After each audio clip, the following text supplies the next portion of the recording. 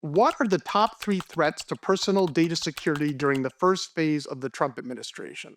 The first one would be location information. Almost no one should be tracking your location ever. When you see the thing pop up on your app about location sharing, for example, never click always share.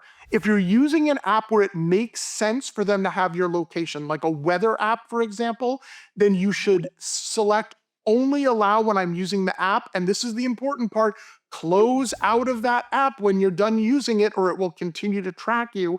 And if you're using an app that it doesn't need to know where you are, like Candy Crush, they shouldn't be collecting any data on you at all. So that's a never. But it not only can it make a big difference, it's one of the most important things you can do. The second threat is really data brokers and anyone else who wants to sell your information for profit. Unfortunately, data brokers and the people in kind of the data monetization industry are only interested about making money and not about protecting your privacy or your civil rights or civil liberties. So if you're on social media, they're watching that. If you're using Gmail or other email services, they're watching that. If you're using your phone and you're using apps like to check the weather or to see where your friends are in your neighborhood, they're doing that. Pretty much everything we're doing in modern times is being surveilled to an extent, and they will make money off of you every minute until you figure out how to tell them to stop, which is why it is really, really important for all of us to really think about before we share our data,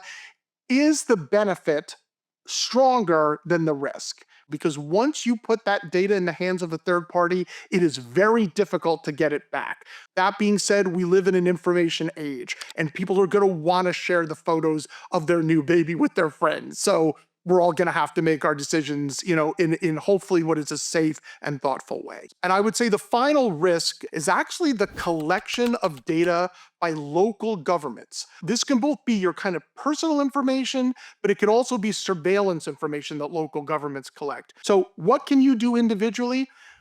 Every time that you are given an opportunity to share your data, pause and think about it. And if your local government or state government or federal government is surveilling you and collecting data that you don't want collected on you, say no. Local officials won't care about an issue until you make them. If you want to find out more about how to do it in your local community, there is a website, which is communitycontrol.com. It has our model bill and it has information on how to start a program in your community. The one thing I would say is to reach out to your state's ACLU affiliate and ask them if there's anything they can do to help, because they are a tremendous resource for anything that you may want to do to fight surveillance on the state or local level. If there's any questions you guys have that we haven't covered today, please drop them in the comments. I'd love to read them. And also, please remember to like and subscribe to the ACLU's YouTube channel so you'll be the first to know about additional content when we drop it.